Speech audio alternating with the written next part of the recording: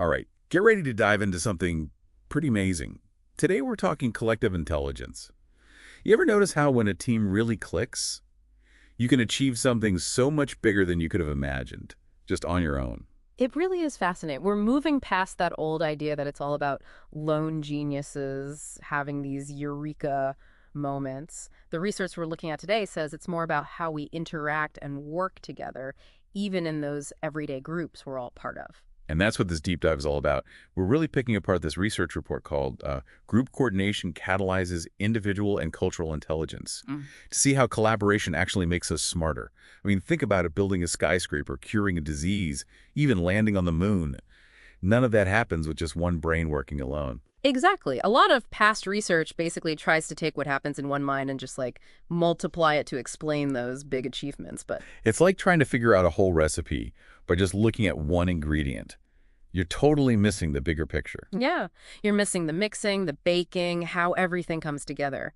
This research zeroes in on what happens between individual minds in those smaller everyday groups, your project team at work, maybe your study group, even your family trying to figure out dinner. Those everyday collaborations. Yes. These interacting groups, as they call them, they're the key to understanding how individual knowledge scales up to impact society as a whole. So it's not just about individual brilliance, but how those individual skills and bits of knowledge actually combine, how they work together. But we all know not every group just clicks. So what is it that makes certain teams so intelligent?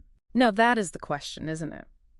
And this research points to two really crucial elements: theory of mind and compositional thinking. Okay, those sound a little intimidating. Let's break them down. So theory of mind, what is that? It's not as complicated as it might sound. A theory of mind is basically your ability to realize that other people have their own thoughts and beliefs and intentions, and that those thoughts might be different from your own. It's kind of like having a sixth sense for what's going on in someone else's head. So it's not just about watching what someone's doing, but trying to figure out the why behind it. Exactly. Think about a time when you were working on a project and everything just flowed. Everyone was on the same page without even trying. Chances are there was a lot of theory of mind happening, even if you didn't realize it. That makes sense. So how does this theory of mind actually play out in these interacting groups?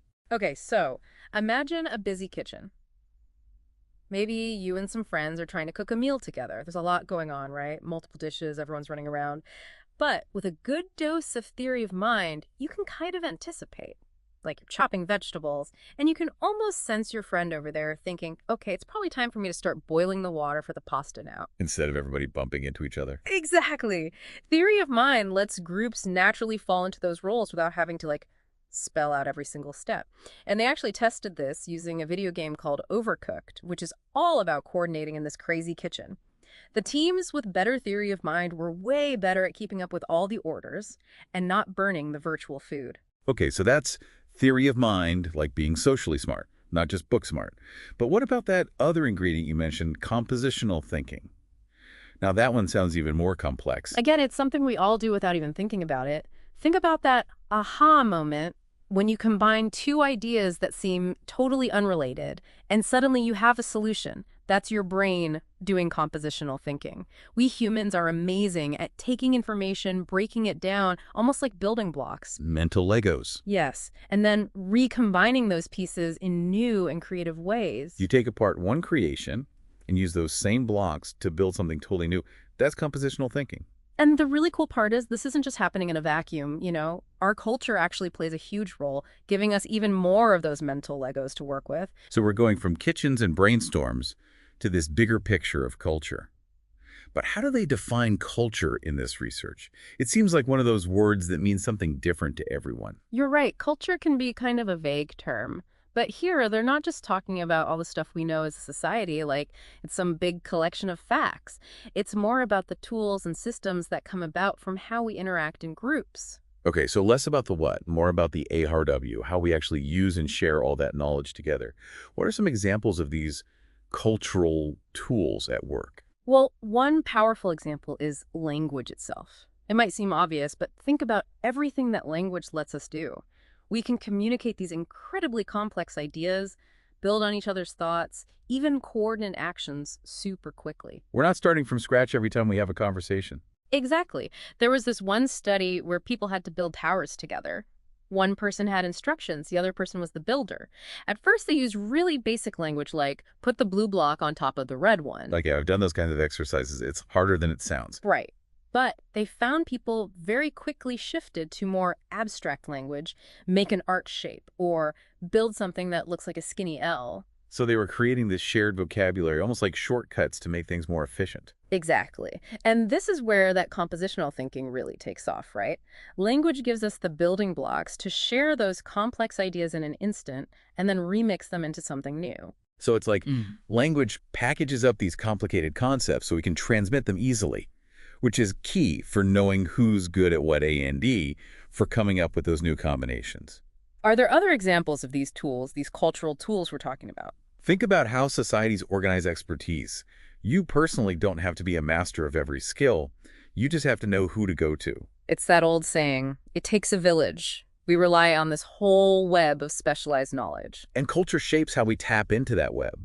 This study actually uses a great analogy, desire paths, those little trails that get worn down because people keep taking the same shortcut. Okay, I see where you're going with this. Because we're constantly seeking out those experts, our behavior, it creates these informal but really efficient pathways to knowledge. It's like culture is providing the shortcuts, those desire paths, right, to the info we need. Makes our groups much better at solving problems. So we have these cognitive abilities, our theory of mind, compositional thinking, working alongside cultural tools like language and expertise.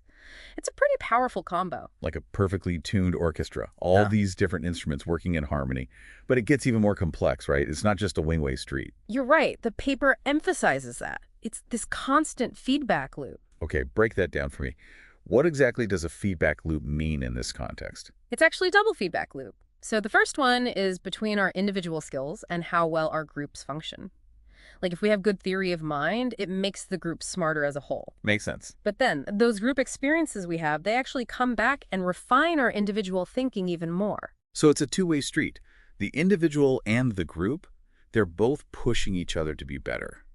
And what about that second loop you mentioned? That second loop connects our groups to the broader culture. So as groups, we create this need for tools, right? Like language or ways to find those experts we were talking about. Right, makes sense. But then those tools we create, they circle back around and make future groups even more effective. It's like we're not just passive recipients of culture, we're actively shaping it through all of our interactions. Whoa, that is pretty mind-blowing. I'm already looking at how I work with others totally differently now. But it makes you wonder, if these feedback loops are so powerful, what happens when they don't go so well? You're thinking like a true deep diver, and that's exactly what we're going to unpack next time, the potential downsides of these powerful feedback loops. All right, it's about to get really interesting as we dig into the potential downsides of these powerful feedback loops, kind of a with great power situation, right? Exactly. We've been focusing on how these loops can really drive progress, but they can also have some negative consequences. Like these loops don't judge the information they're amplifying, they just amplify it, whether it's good or bad. Okay, so how does that actually play out in the real world? What happens when these feedback loops go off the rails? Well, look at how misinformation spreads, for instance. False information can spread incredibly fast, and that obviously can have some pretty serious consequences. Well, and so how does that connect back to the feedback loops? Because it's all related. Remember those cultural tools we were talking about? Language, social learning, those desire paths for finding information? Well, those tools work the same way, whether the information is accurate or completely made up. So you're saying a rumor, even if it's totally false, can spread through those networks just as easily as a scientific breakthrough. Yeah. As long as it's, engaging enough. Unfortunately, yes. And then you bring in those group dynamics. Once a certain narrative takes hold within a group, even if it's based on misinformation, it's tough to change those beliefs. The group can become like an echo chamber, just reinforcing the same ideas. That is kind of scary when you think about it. Are there other ways these loops can go wrong? Yeah, there are. Remember when we talked about that division of labor? How specialization makes groups more efficient? Right.